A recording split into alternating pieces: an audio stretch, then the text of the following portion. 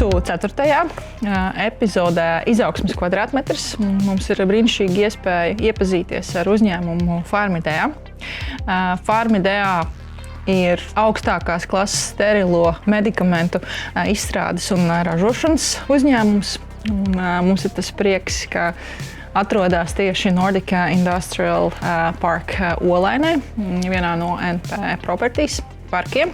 Un ir ar tiešām milzīgu pieredzi šajā industrijā, atradis savu nišu, savu izaugsmes virzienu. Un šodien pie mums viesojās Vitālijs Skrīvelis, uzņēmuma vadītājs, izpilddirektors, valdes loceklis ar tiešām milzīgu pieredzi industrijā.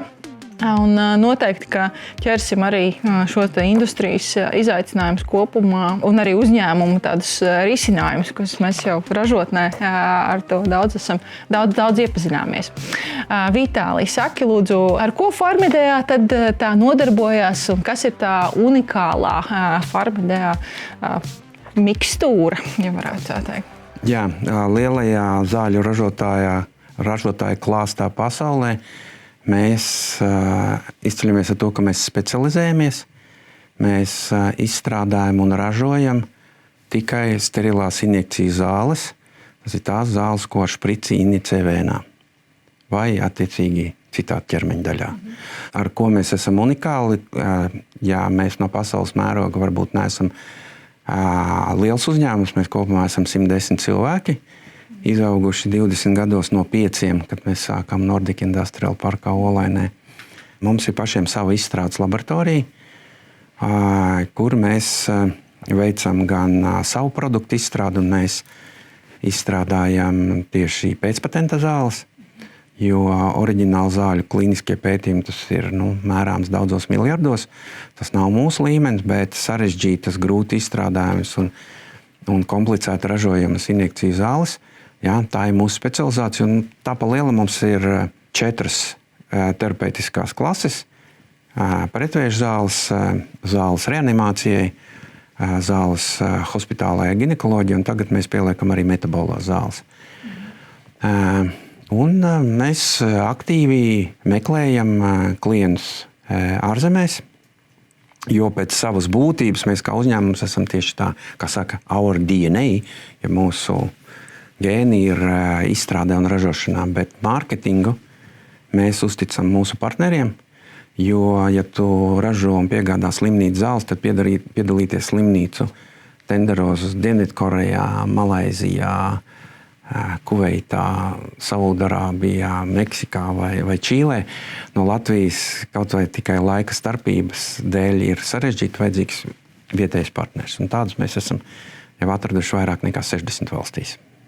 Tieši gribēju teikt, jā, tātad pieminētās valstis un vēl ļoti daudzas, tad fokus uz eksportu, fokus uz ārējiem tirgiem, vai arī Latvijā mēs varbūt varam sastapt jūsu ražotus medikamentus? Jā, mēs savu laiku piegādājām gan bortezomību, kas ir asinsvēža ārstēšanai, gan zolidronskābi, kas saistīts ar kaulu vēžiem, bet patreiz mēs piegādājam karbitocīnu, kas ir asiņošana apturēšana pēc dzemdībām. Kaut gan Latvijas nepilnie 2 miljoni iedzīvotāji mums ir pamāzu kā tirgus. Mēs pa lielam, man liekas, mēs pārdodam 0,1% no savas produkcijas Latvijā. Pastāst lūdzu, kā tad sākās sadarbība ar NP Properties? Kādi bija tie faktori, kas lēma par labu izvēlēties šī Olainas industriālajā parkā? Kas bija tās priekšrocības, ko jūs saskatījāt agrīnajā uzņēmuma stadijā? Jā, es biju nostrādājis 16 gadus Grindeksā, un tad bzings, ka jāorganizē pašam savs biznes, un gribējās kaut ko tādu nozīmīgu.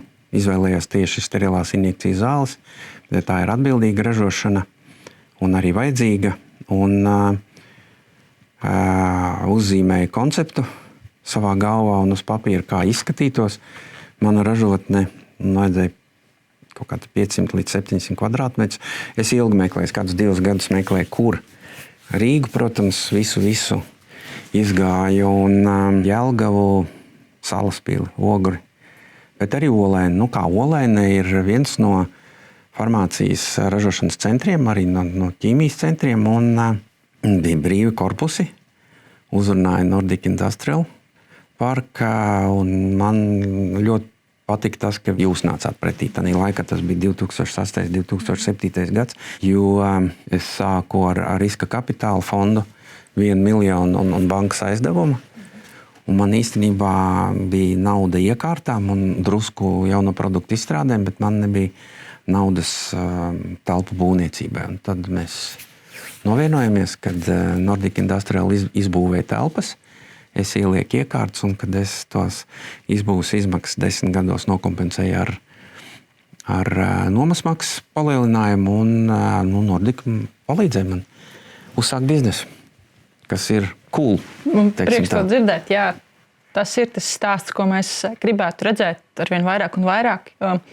Mēs tiešām esam biznesā, kur kvadrātmetrs nav tikai telpa, tas ir tas potenciāls, tā izaugsme, ko rada tie ražotāji. Un šis ir tāds ļoti, ļoti spilgts piemērs, kā kvadrātmetra vērtība var celties. Tad ražotnē mēs pat redzējām, ka vienā mazā laboratorijā kāda vērtība var sakoncentrēties. Par to tiešām prieks. Saki, lūdzu, kas vēl ir tādi faktori, ko tu tagad jau pēc šiem 15 gadiem industrijā redzi? Farmācijas nozarei, farmācijas uzņēmumam, kas ir svarīgs izvēloties telpas, kāda ir tā vides nozīme, infrastruktūras nozīme? Farmācijā, kurā ir ļoti svarīgs nepārtrauktības process, jo viena sērija izmaksas materiāliem, ko tur ieliek iekšā, var sasniegt līdz pat 100,000 eiro. Līdz ar to energoapgādei jābūt stabilai. Lai tie smalkie procesi, kas ir ražojot pašu produktu, mūsu gadījumā pildot stikla flakonos šķīdumus un liofilizējot, tai nepārtrauktībai jābūt pietiekamai vietai, un tomēr arī transportam jābūt, jo egzaktajās tādās nozarēs, kas ir saistīts ar sarežģītu preču ražošanu, cilvēks no vienas vietas īstenībā nevar savākt, ir tā kā dāvāts no visurienes.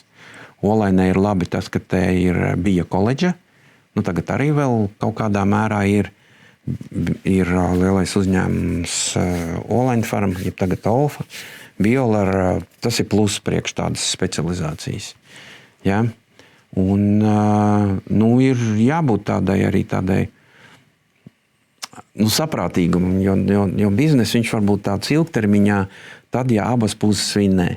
Ja vinnē tikai viena puse, ja mēs baigi izkaulējamies ar jums, un tad jums ir neinteresanti, nav nekādi ieņēmumi, un mums savukārt, ja jūs nospiežat, mums būs tik un vispār nerunājam, tad nenotika tas process. Mēs sākām Olainē ar 500 kvadrātmetriem 2007. gadā, tad 2015. gadā mēs izplatāmies līdz 2200 kvadrātmetriem, kas ir viss 4. stāvs mūsu korpusā, un tagad mēs jau gribam izplesties uz nākošajiem 2000 kvadrātmetriem, kas ir 3. stāvs. Un atkal mēs realizējām schēmu, kad jūs kā liels nekustamo īpašumu turētājs varat ar bankām runāt, un es pieņemu saņemt salīdzinoši labas nosacījumus kredītiem. Jūs ielējāt grīdu, mēs tos 300,000 amortizējam nākošais, man liekas, ne 5 gados dzīve kļūs ātrāk, bet 5 gados. Un tagad mēs tur iesim pakāpeni iekšā, paplašināsim ražošanas telpas, liksim jaunas laboratorijas.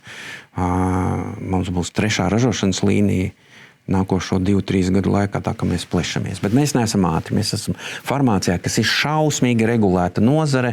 Tur no brīža, kad man ir ideja, šitas produkts būs labs, līdz brīdim, kamēr es viņu sākšu komercializēt, paies 5 gadi. Izstrādāt, stabilitātes pētījumu, piereģistrēt, vinnēt pirmajos tenderos, tas ir tāds, jābūt baigi pacietīgam. Un paldies, ka jūs pieciešat mūsu lēnos, bet augošos klientus, kādi esam mēs. Mēs ļoti priecājamies, ka jums patīk pie mums. Neskatoties uz to, ka jūs, kā teikt, parasti jau uzņēmumi aug no zemes līmeņa uz augšu, jūs otrādi. Jūs sākat ar 4. stāvu un tad ņemat plašākas teritorijas uz leju. Kāds bija vispār tas lēmums? Tā liekas neierasti, vai varbūt ierasti, kā farmācijas industrijā, kad ir iespēja ražošanu izvietot būtībā augšējā jumta stāvā. Mēs... Kā es daudz vietu saku, Latvijai ir jāmeklē savas nišas. Un Latvijai kā mazai valstī vajadzīga ražošana, jo nauda ir jāpaņem no turienes, kur tie 8 miljardi dzīvo. Mēs nevaram uztaisīt Latviju bagātu un pārtikušu ar servisiem, kas arī ir vajadzīgi. Mēs nevaram uztaisīt ar autodarbnīcām, ar frizētavām, bet mums ir jāražo un jāražo daudz, efektīvi, bet ar savu tādu nišu, un labāk, kad ir tādas augstas pievienotās vērtības produkti. Un mums īstenībā nav lieli apjomi. Mums, kā es teicu, viena sērija, kuru var pārdot par 200,000 eiro, ietilpst uz puspaletes. Tāpēc mums derēja arī 4. stāvs, jo varēja daudz ko uzlikt uz jumta. No tādām iekārtām, kur, lai ir platība, lai droši var darbināt, lai nav iekšā ražošanā, kas saistīts ar gāzi vai ar tvaiku, lai tā būtu drošāk. Tāpēc mēs izvēlējāmies 4. stāvu, jo bija, Nordicam tādī korpusā bija labi kravas lifti, tas arī vēl ar vienu kalpo. Nav bijis jāmaina viņi 20 gadu laikā. Jā, un neskatoties uz to, jums tiešām ir izvietots vesels 2 ražošanas līnijas. Šeit 4. stāvā ļoti pārskatāms process, visa šī ražošana perfekti sadalīta, pat šī kā jūs sakāt, kas tas bija pa ūdeni? Water for injection, jeb injekcija ūdens. Injekcija ūdens arī var atrasties 4. stāvā, visas sistēmas strādā. Tas ir brīnišķīgi. Interesanti bija arī jūsu šī kvalitātes monitoringa pieeja. Tātad jūs nevis pašā produkta jau gala stadijā pārbaudat kvalitāti, bet tā ir integrēta dažādos posmos. To nosaka arī šīs labās prakses standarts būtībā. Īstenībā Eiropā kvalitātes standarti ir ļoti augsti. Viņi ir definēti precīzi, kādas 12 vadlīnijas, ne tikai to, kā tu ražo, bet arī kā tu analizē, kā tu izstrādā. Un mūsu produkcija, tātad, kā es teicu, tās ir sterilās injekciju zāles slimnīcām. Mums īstenībā ir iebūvētā kvalitāte. Mums no paša sākuma, no izejvielas, kuras mēs pērkam no pārbaudītiem piegādātājiem, kurus mēs paši arī auditējam, ir ienākošā kontrole. Mums ir katrs ražošanas process ir izstrādāts detalizēti, kur ir pateikts, kādi ir kritiskie parametri, kas ir jāievēro katrā solī. Mums katra sērija tiek pierakstīta, tā saucamais batch record uz 60 lapām, kur katru darbību, katru galvas pagriezienu piefiksē, un tad vēl mums ir arī kvalitatīvas iekārtas, kas tiek visu laiku uzturētas kārtībā, jeb kvalificētas, mums ir apmācīts personāls, un tā ir vesela sistēma. No A līdz Z, viss tā, lai mēs nesam to atbildību. Ja mēs saražojam nekvalitatīvu produktu, trakākais, ja tur ir kāds dzīves mikrobs iekšā, tas var izraisīt pacientu nāvi. Mēs to atbildību apzināmies, un tāpēc visu ļoti rūpīgi katru stadiju. Vēlreiz atkārtojam, mums ir iebūvēta kvalitāte procesā no A līdz Z. Tāpēc arī produkts ir kvalitatīvs katru reizi. Un šo gadu laikā nav bijis neviens šāds kvalitātes? Mums nav bijis 20 gadu laikā neviena atsaukuma no tirgus. Mēs esam brāķējuši pa kādai sērijai, kad atzinuši, kad dēļ kādām problēmām, kas salūst iekārtas mums pārāk ilgi, ievelkās sērijas ražošanas ilgums. Esam brāķējuši, tas ir sāpīgi. Jā, bet mums nav bijis, mēs neesam piegādājuši tirgu nekvalitatīvu preci visu 20 gadu laikā un netaisamies to darīt arī nākošos 20. Farmācijas nozarē skaidrs, ka ļoti cieši saistīta ar medicīnu, un mūsu laikā jau aktuālais temats ir pandēmija un pandēmijas laiks. Un tas, es pieņemu, jūsu biznesam bija liels izaicinājums. Loģistikas ķēžu stabilitātē, tātad piegādes ķēžu stabilitātē, tikt pie izejvielām. Īpaši svarīgi arī izejvielu drošība un nepārtrauktība, tieši tāpat kā ar enerģiju. Kā jums izdevās risināt šos tādus strateģiskos riskus, kas saistīti ar piegādes ķēdēm un tādu to noturību? Bija traki īstenībā, bija reāli traki.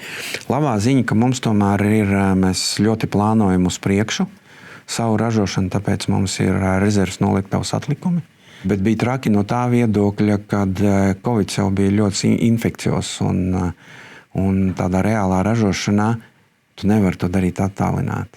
Tu nevari izkontrolēt, nevari veikt kvalitātes kontroli, tu nevari veikt liešanas procesu attālināti. Mums bija vesela sistēma, kā mēs miksējām cilvēkus, kas strādāja mājās un cik kvadrātmetriem bija jābūt uz katru cilvēku katrā ofisā. Un tad mums bija apziņošanas sistēma, tik līdz viens saslim tā. Uzreiz tika apzināti, kuri bija kontaktējušies ar viņu iepriekšējās 2-3 dienās, tie visi tika aizsūtīti mājās. Bija traki, mums priekšnieki gāja pakot. Ja pakotavas, tad viens saslims, 6 pakotājus aizsūt mājās, tad bija arī brīži, kad vadītāji gāja pakot. Bet manuprāt, mēs visu Covid laiku bijām reāli apstājušies, kad pietrūka cilvēks tieši 2 nedēļas. Pusotra gada laikā. Mēs šitā izlīdām. Traki bija ar dažiem specifiskajiem lietām, kā no Amerikas tur filtri, sterilē filtrēšanai, tad mūsu sagādnieki visur kaulējās, mēģināja dabūt. Bet es saku, tas tā kā norūdīja. Labā ziņa, ka ir viss attālinātās komunikācijas, Zoomī, Teamsī, tas ir no tā laika nācis klāt, un tas ir baigi efektivizējis. Tagad tas ir pievienojies kā rutīna sanāk, darba. Un kad pat audits var veikt, mūsu klienti var mūs auditēt attālināt, kas atkal... Jā, noteikti tā cīņa par resursiem un par uzmanību, kad visiem šīs uzmanība bija vērsta uz vakcīnu ražošanu vai šīm te ķēdēm un aktualitāti, tad pārējie ražotāji daudz cieta no tā, ka viņi vienkārši zaudē šai aktualitātē. Jā, bet tas bija laiks, tas bija izdzīvošanas laiks, tas nebija izaugsmes laiks viennozīmīgi. Tur bija jānoturās gan cilvēki, jānotur gan kaut kāds apjoms, un mums bija pilnīgi traki. Mums pretvēža zāles samazinājās drastiski. Apgrozījums tā vienkāršā iemesla pēc, kad vēža slimnieki negāja slimnīcā, viņi baidījās inficēties. Un kaut kādu gadu tas bija.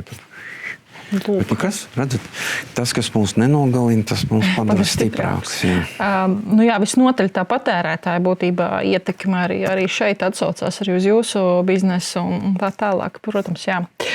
Runājot par ilgtspēju un noturību, mūsdienās tas vairs nav tikai tāds atbilst rādītājiem un sniegt pārskatu vai reportu. Bieži vien tā ir arī kaut kāda konkurences priekšrocība un arvien vairāk veidojās kā konkurences priekšrocība. Atbilstīgi tad gan klimata jautājumi vai kā mēs ar savu ražošanu ietekmējam, neietekmējam gan klimata jautājumus, gan sabiedrību. Jo darbinieki jau runāja, vai pārvaldība, ja? Kādi ir šie kritēriji un aspekti. Resursu racionāla izmantošana, efektivitāte, inovācijas, protams, kā varbūt vienu izēvielu efektīvāk izmantot, notekūdeņu apsaimniekošana, tā skaitā arī kā resurss. Kā jūs definētu ilgtspējas nozīmi uzņēmumā, Farmidea šobrīd, vai kā jūs skatāties uz to nākotnē? Jā, labs jautājums. Man jāsaka tā, ka, manuprāt, esot Latvijā, tādai ilgtspējīgai lietai, ilgtspējīgam skatījumam patreiz iegūma nav. Es diezgan tā pragmatiski uz to skatos. Kā jūs to tulkojat? Sāksim varbūt ar to, jo bieži vien šim vārdam tiešām ir tāda paplašināta, vairāk sajūtās bāzēta definīcija nekā tieši biznesā. Manuprāt, ilgtspējība ir, ka tu ar pēc iespējas mazākiem resursiem spēj ražot produkciju un spēj to saražot kvalitatīvi, ka tu uz... Jo mēs zinām, mums ir bijuši, esat dzirdējuši tādu aprites bioekonomiku, lietosim kaut ko, ko var lauksaimniecība saražot, lietosim kaut ko arī farmācijā.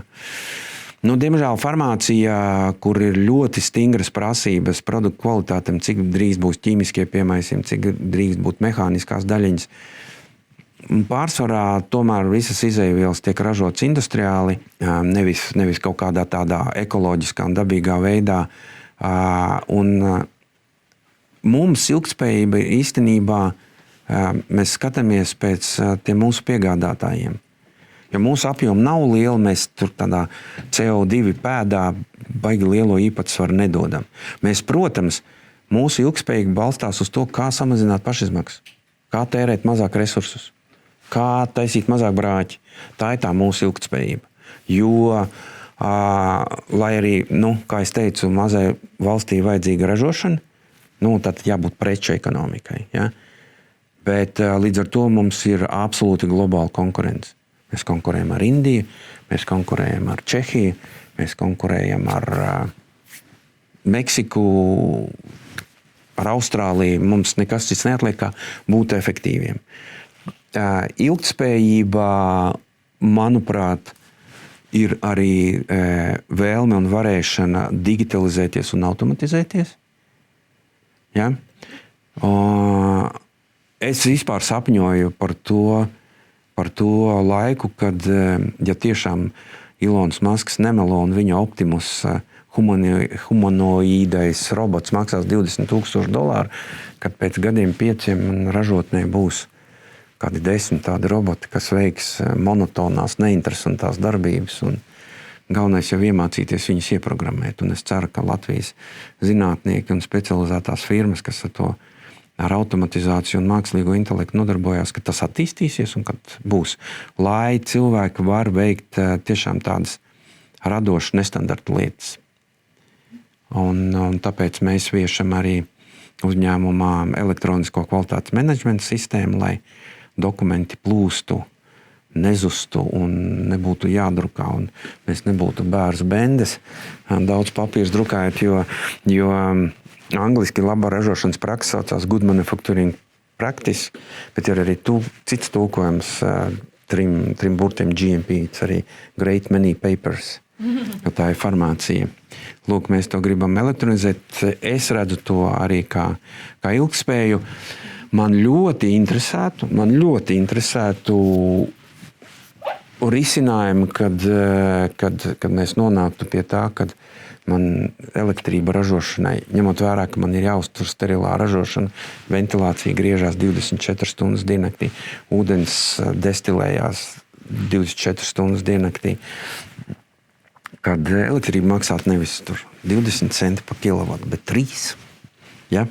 Un es tā ceru, ka mēs esam tanī stadijā, kad būs vairāk saules parku un draudzīga atomenerģija netik tālu, pēc gadiem 3, un tas arī nonāks līdz tam, bet tad mums ar Nipu būs jārunā, kā es varu nevis pirkt no jums pa tirgus cenu, bet ka man būtu iespēja uzkrāt, piemēram, tajās stundās, kad es ieguldītos, piemēram, lielās akumulātoru baterijās, un tad es uzlādētos tā, kad ir saule, vai naktī tā, ka ir lēts tarifs, un atkal tā efektivizētos, jo man ir jākonkurē.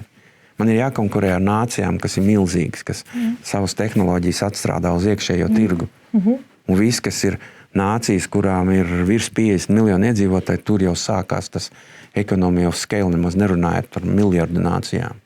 Tur tehnoloģijas atstrādājas ļoti, un man, jā.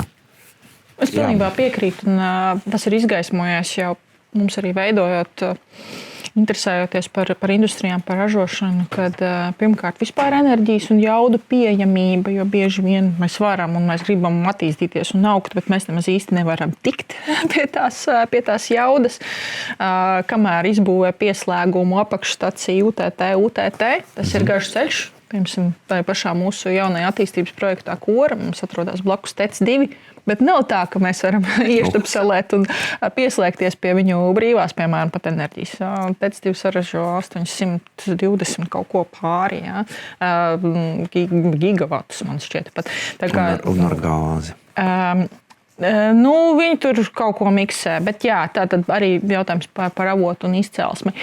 Ar enerģiju var divējādi. Viens ir vai nu ir lētāka enerģija, vai mēs viņu mazāk lietojam, vai ne, taupam. Tad atkal. Mēs patreiz ejam taupīšanas virzienā. Ir īstenībā vēl trešais variants, kur mēs pieskaramies tieši šim industriālā simbiozes potenciālam, kur ja vienam paliek kaut kas pāri, siltums vai tvaiks vai kaut kas, vai tas tie paši notekūdeņi. Ja? Mēs to varam arī šo padetalizēt smalkāk, kur ir silti, no kuriem var paņemt siltumu un patiesībā pārvērst tālāk jau enerģijā. Ja?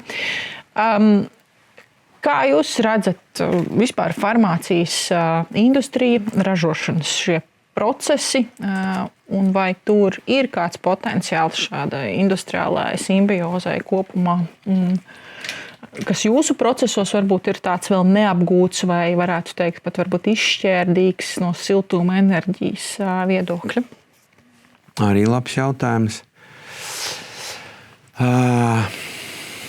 Es kā molekulārais biologs, man tas grūts jautājums, jo es pat nevaru izdomāt. Es vairāk domāju molekulu un produktu virzienā, un es saprotu, ka īstenībā zemeslode paliek, dzīvo ilgāk, zāles vajag vairāk, tāpēc, kad novecojam, un neviens netic, kad es saku, draugi mīļie, īstenībā farmācija dzīvo no cilvēka slinkuma. Cilvēki grib, lai tabletīte izdara darbu viņu vietā. Ja? Nevingrojam tik maz, sēdošs darbs, negatavojam paši, nopērkam pārtiku industriāli apstrādātu, nemākam stresu izlaist, ko katru dienu mēs te paņemam. Vai industriālie parki? Jums, saprotiet, Latvijā vispār ir 5 nozares, kas ir tādas uz eksportu orientētas. Mašīnu būvu, metāla apstrāde, koki, pārtika, farmācija, informācijas tehnoloģijas.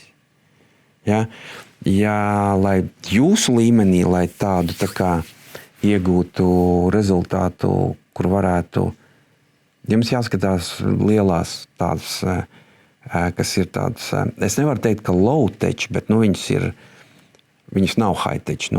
Metāla apstrāde, koki un pārtika nav high-tech. Jā, high-tech. Farmācija ir high-tech, un tur tā salīdzinoši ar cementa ražošanu, tā enerģija tiek patērēta diezgan maz. Es tur baigi neredzu tādu iegūmu, bet interesanti būs, kas tagad notiks ar aizsardzības budžetu. Tātad tiks likts iekšā 5% no IKP, kas ir daudz. Mēs līdz šim esam tērējuši tur 900 miljonus eiro gadā, tagad būs pār pa 2 miljardi. Kaut kur tā nauda būtu labi, ka viņu ieguldīt tehnoloģijās, kas pēc tam aiziet arī civilajā dzīvē tieši, piemēram, no energoefektivitātes viedokļa. Iespējams, ka būs gudri. Bet kas ir tādas saistītās industrijas nozares ar farmāciju? Kur vispār kaut kāda tā simbioze rodās? Kas ir tā ķēde? Mums ir simbioze ar to, kas ir tās horizontālās mašīnu būvu. Mums vajadzīgas iekārtas, mums viņas vajag uzturēt, mums vajag izstrādāt automatizācijas. Ja? Tas, manuprāt, jebkurai pārticniekiem arī vajag mašīnas, iekārtas. Un otrs ir digitālai risinājumi, jeb IT un komunikācijas.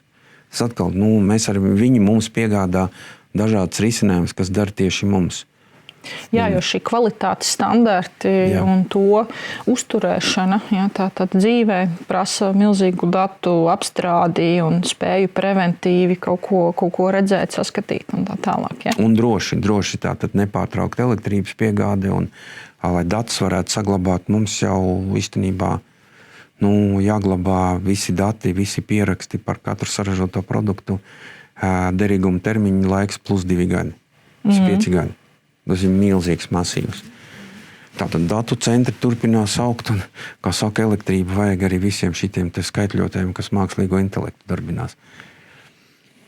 Vai jums ir kāda sadarbība ar universitātēm, ar Latvijas augstskolām, varbūt, kur jūs meklējat šo simbiozi, šos risinājumus, un kur varētu veidoties kaut kādi jauni produkti atkal? Kas būtu, jo farmācijas industrija, protams, ir milzīga, un ja mēs kaut ko kopā radam, kas ir vajadzīgs arī citiem, tad tas uzreiz jau ir jauns produkts, vai ne? Es neesmu baigi tāds liels fans par universitātes zinātniekiem, kuriem vienlaicīgi gan jāmāca studenti, gan jāpēta.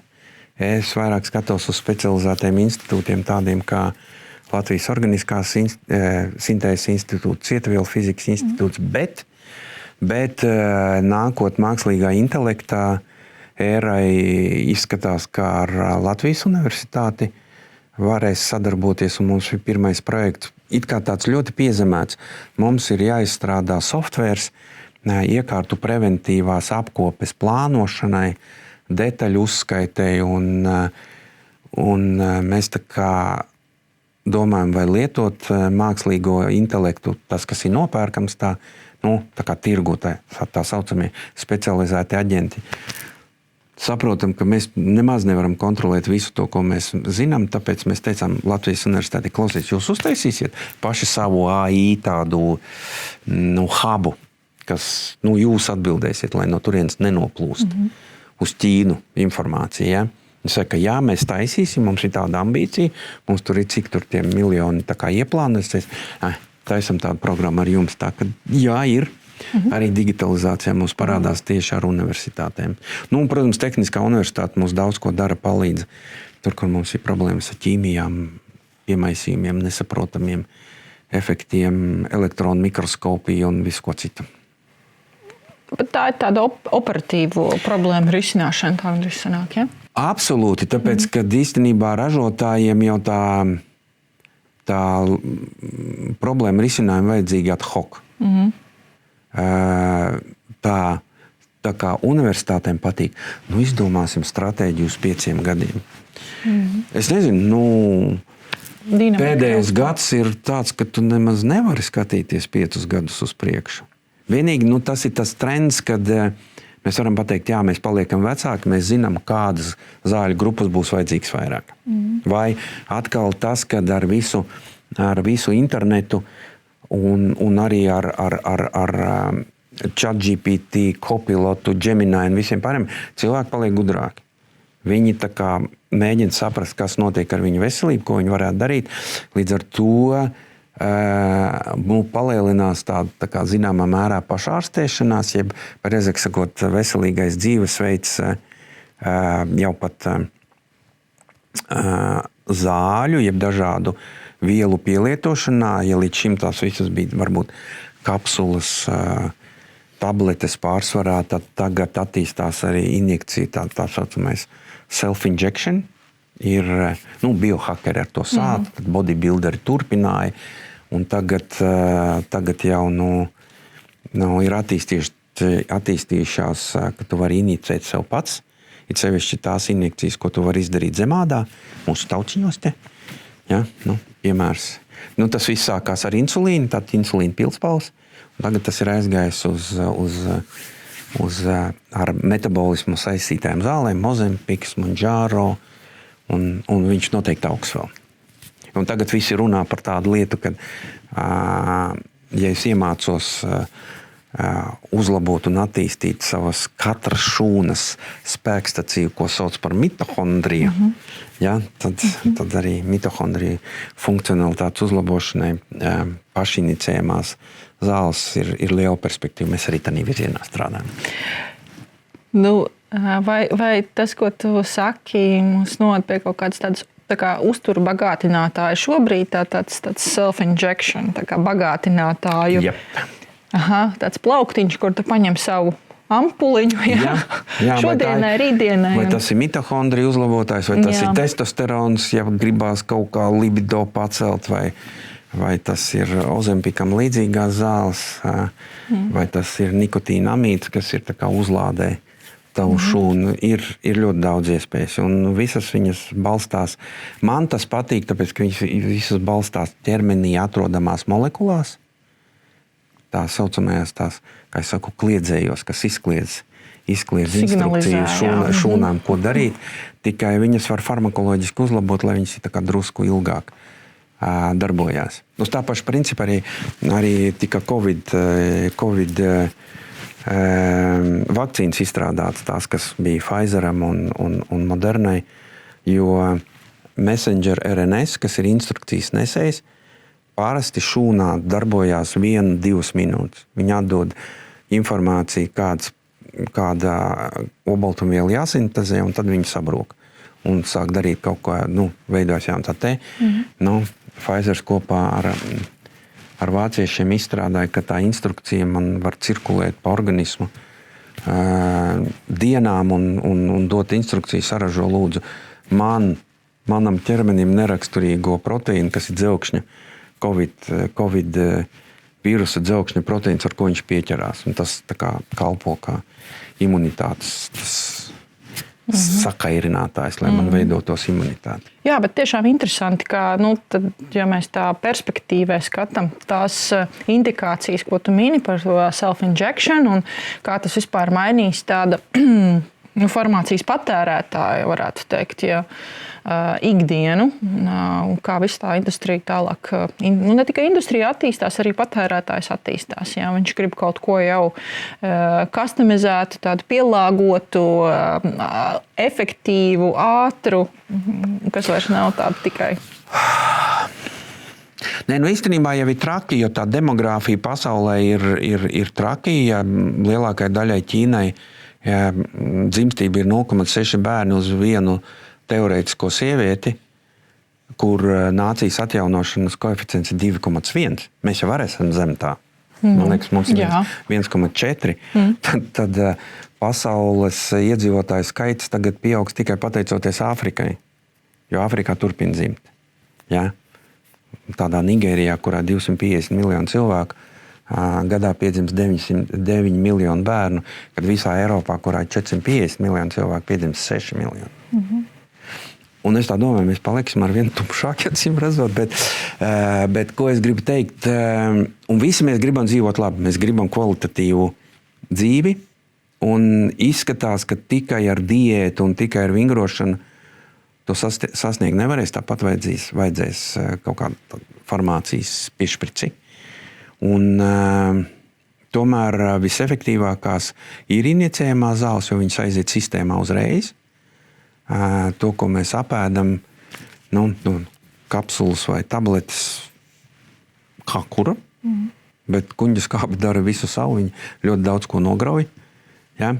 Tā kad man liekas, ka Farmidē ir labā nišā, mēs esam specializēti injekcijās un būs interesanti nākošos 10-15 gadus strādāt un lūkoties, ko tik visu nevarētu saražot un piedāvāt cilvēkiem.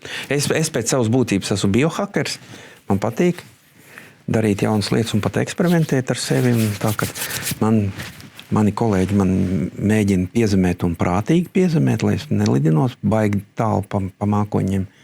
Bet dzīve ir interesanta. Bet pie šie visa tempa, kur mēs runājam par farmācijas nozari kā tādu diezgan konservatīvu, ne kā lēnu, bet tāpat laikā līdz ar šo pandēmijas lielo tādu spērienu daudz kas sažūpojās, mainījās biznesa modeļi, mainījās pati industrija ar visu šo digitalizāciju un tā tālāk. Pieprasījums mainījās, attieksme pret savu veselību mainījās. Atkal, protams, tikai pandēmijas dēļ, bet visu šo salikto apstākļu dēļ. tā pārstrukturizēšanās, pārgrupēšanās kopumā, vai jums kā tādam globālam uzņēmumam, kurš tomēr iepērk to sintēzēto materiālu un tad rada to preparātu, vai tu redzi, ka tādu vietējo ķēžu tomēr nostiprināšana, vai tur ir potenciāls, vai tas dotu kaut kādu papildus stabilitāti un varbūt pat priekšrocību arī izmaksu ziņā? Vai tur vēl ir kāda vieta, kādam varbūt citam uzņēmumam augt vai biznesam augt, vai ienākt šeit jums blakus? Man liekas, ka labā ziņa ir, Latvija vēl ar vienu priekš zālēm ir mazs tirgus. Jo īstenībā kopumā ir zināms vismaz kaut kāds 7000 zāles, kas tiek tirgotas. Pat lielākie ražotāji neesmu redzējis, kas ražot vairāk par 500. Bet labā ziņa ir tāda, ka pēc pandēmijas un tagad, kas notiek ar Ameriku, Ķīnu un Krieviju un Eiropa tā kā ir pamodusies un saka, nē, mums tā kā jāražo vairāk pašiem. Ja? Lūk, jā. Un tad tas ir lēns process, jo tā Eiropas komisija ir šausmīgi birokrātiska tik un tā. Bet kad arī farmaceitiskā ražošana atgriezīsies Eiropā, iespējams, kad arī Latvijā līdz ar to dzims kāds vēl uzņēmums farmaceitisks, jo ja tā pa lielam tāda pilna cikla no aktīvās vielas, kā izejvielas līdz gala produktam, pēcpadomu laikā vienīgais nopietnais uzņēmums arī ir Farmidea, jo mums ir visi zināmie, kas bija līdz tam dibināti. Grindex, Olenfarm, jeb Olfa tagad, Silvanovs, tie visi bija, tā kā padomu laikā radīti. Un tad jājautā sadarbība, kāda ir starp uzņēmumiem šeit. Jo es nerunāju par Latviju kā par tirgu, kā mērķi tirgu, bet drīzāk par Latviju kā par lielisku vietu, kur ražot. Un, iespējams, tiešām lieliska vieta, mums pietiek cilvēku ražojošām industrijām. Mums ir 600,000 aizbraukuši ekonomiski aktīvo cilvēku. Mums īstenībā ir jāmaina imigrācijas politika. Mums ir nacionāļi kaut kur tālu jāpasūta Nacionāla apvienība un kas tur Tēvzemē brīvībai.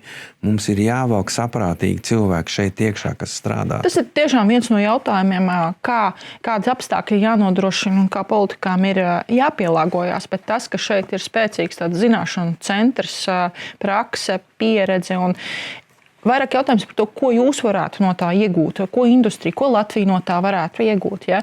Kā šī Farmidea ir parādījis, ka to var un saīsinot, varbūt lokalizējot šīs ķēdes, stiprinot sadarbību savā starpā.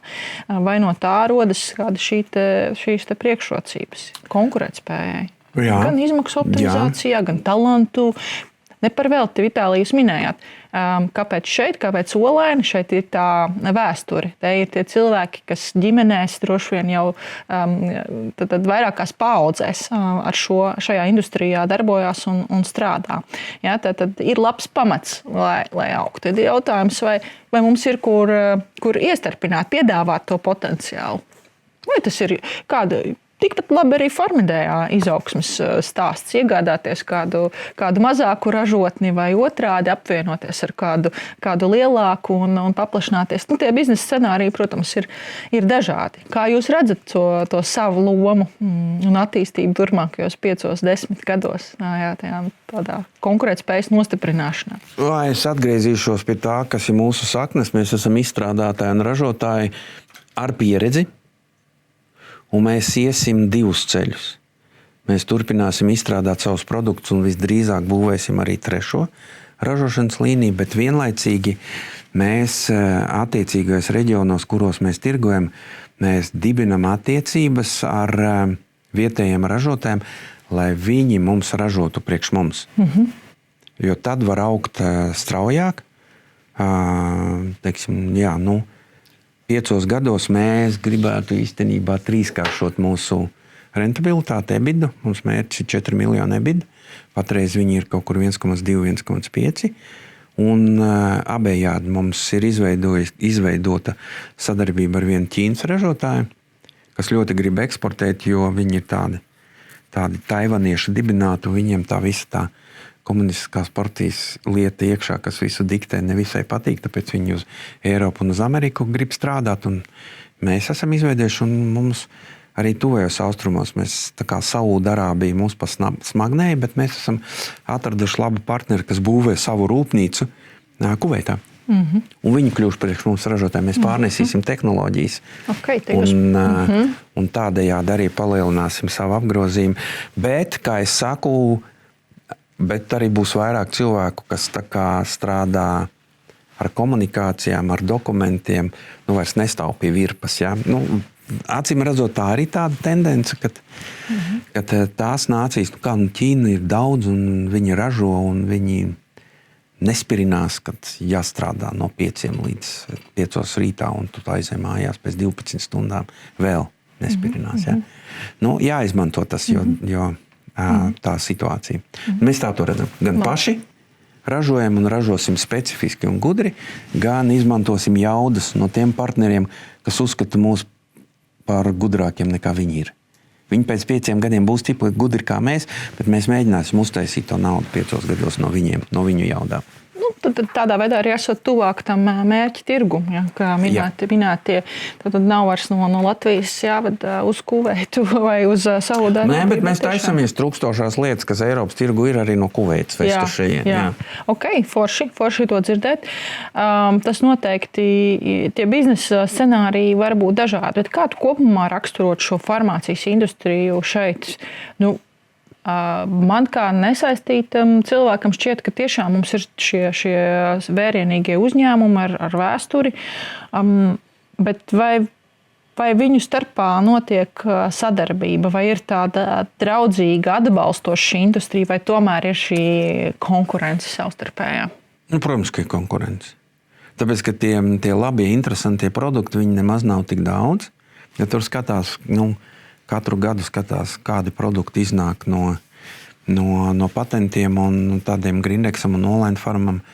Viņiem ir vajadzīgi lieli produkti, jo viņi jau ir 1000 cilvēku uzņēmums un viņiem jāturpina augt.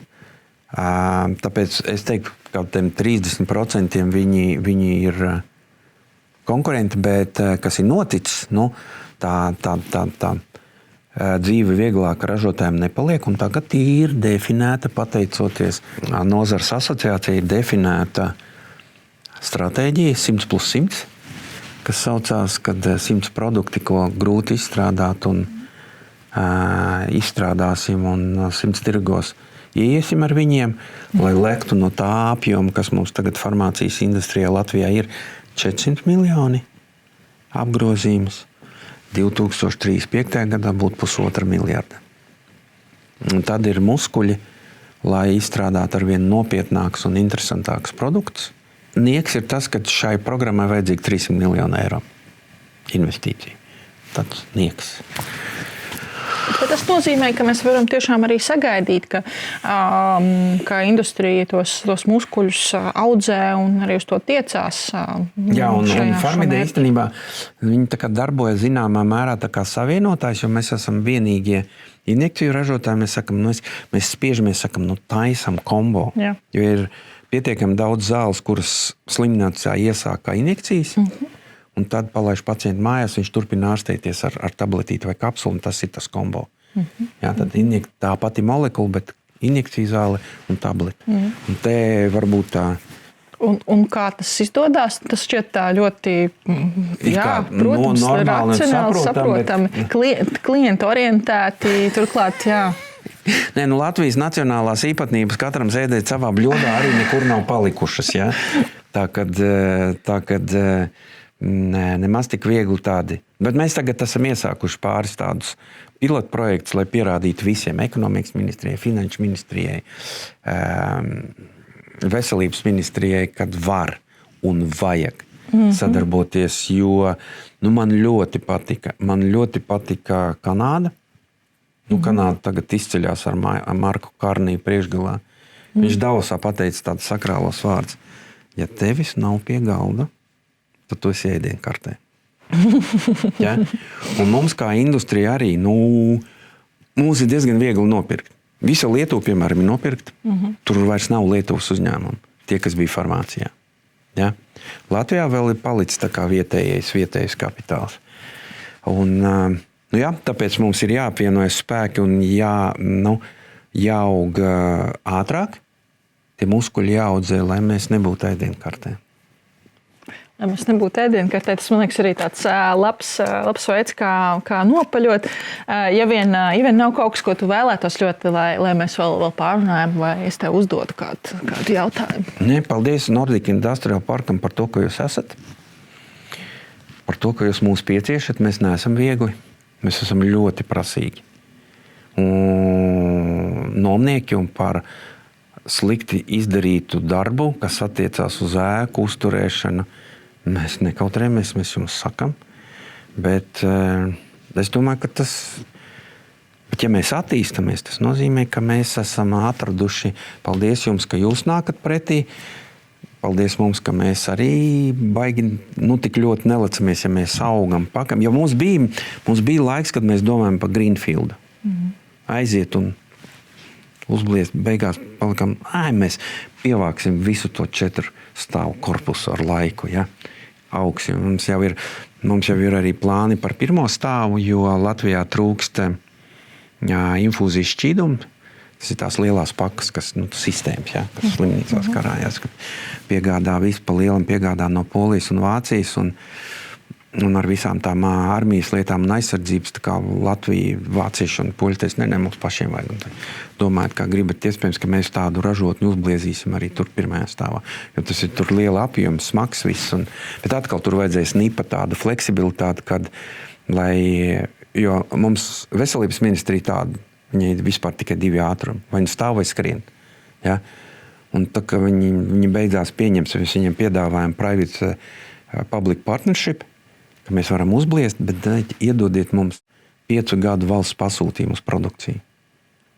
Un tad mēs tādu uztaisīsim. Tad mums būs jāskrien ātri. Tas nozīmē, ka sākumā mēs noliksim ar tehnoloģiskajām iekārtām konteinerus ārpus pie korpusa, un tad pamazām integrēsimies iekšā korpusā. Tas tā. Fleksibilitāte, vispār pielāgoties spēja kā tāda, enerģijas padeves stabilizācija par runātajām bateriju uzkrāšanas sistēmām. Mums jau es vispār redzu, viss tas mūsu lielais korpus ir noklāts ar saules baterijām. Tas smuki, jo mēs dabūjām visus logus aizklapēt ciet ar paneļiem, tāpēc, ka tik karsts vasarā ir, ja, kad vispār nevar elpot. Bet kaut kā vēl nesanāca. Tur ar tiem paneļiem ir kā ir. Bet kopumā bez sistēmas mēs attīstam 0,5 mums jau ir vienā no parkiem šī gada laikā. 0,5 megavati uzkrājošā. Ir izaicinājumi ziemas sezonā ar šīm baterijām. Jā, tīri no sniega. Nē, es runāju par baterijām, tieši par uzkrāšanas formu, ja? Un attiecīgo balansēšanu. 0,5 megavati šampēterī. Jā, varot skatīties. Tur baigi nav ko redzēt. Tāds kā sievas drēbes kapis ir tāda viens tas boks, un kopumā tur ir kaut kādi 10. Bet mēs visnotaļ aktīvi strādājam pie šī gada laikā palielinātās jautas. Precīzi tak nepateikšu, kad olēnē, bet reizē tas ir par šīm teritorijām un izvietošanu modularitāti. Baterijas arī ir daļa no modularitātes stāsta, vai ja ir kaut kādas tehnoloģiskas, modulāras vienības. Mēs arī par biroju ēkām, biroju vajadzību vai jebkādu citu vajadzību domājam par rūpnieciski ražotām, teiksim, koku ēku blokiem, kurus attiecīgi izvietot pēc nepieciešamības, ja, un tā funkcija var būt dažāda. Jāsaka, ka tas tieši nāk no mūsu koras projekta, jo kori kā pirmais aprits industriālais parks ne tikai tajā, ka resursi cirkulē un ir racionāli izmantoti, bet arī no savas pielāgoties spējas konstrukciju ziņā. Jā, lielākoties industriālās būves ir pielāgoties spējīgas, bet to var vēl labāk uzlabot pēc pēc nepieciešamības, veidojot ēkām tādu centrālo, teiksim, tādu kā mugurkaulu, jā, ar komunikācijām, kur var pieslēgties, bet netaisot to kā tādu permanentu risinājumu ražotājiem pēc vajadzības pielāgoties. Nu, lūk, un lēnā garā skatoties uz to savu ziemeļu zvaigzni, mēs ieviešam arī risinājumus esošajos parkos. Jo uzbūvēt uz Greenfield infrastruktūru šādu aprits ir tikai lielas investīcijas. Bet pārmainīt esošo portfeli jau ir daudz sarežģītāk, jo infrastruktūra jau ir, tīkli jau ir savilkti, tā skaitā tā visa notekūdeņu. Vispār ūdens tēma ir ļoti interesanta. Gan pie vētrām un lietus ūdeņiem un to izmantošana, nevis vienkārši atdošana kanalizācijas sistēmā. Un arī industriālie notekūdeņi un viņu izmantošana, teiksim, siltuma atgūšana. Tāda pavisam primārā lieta.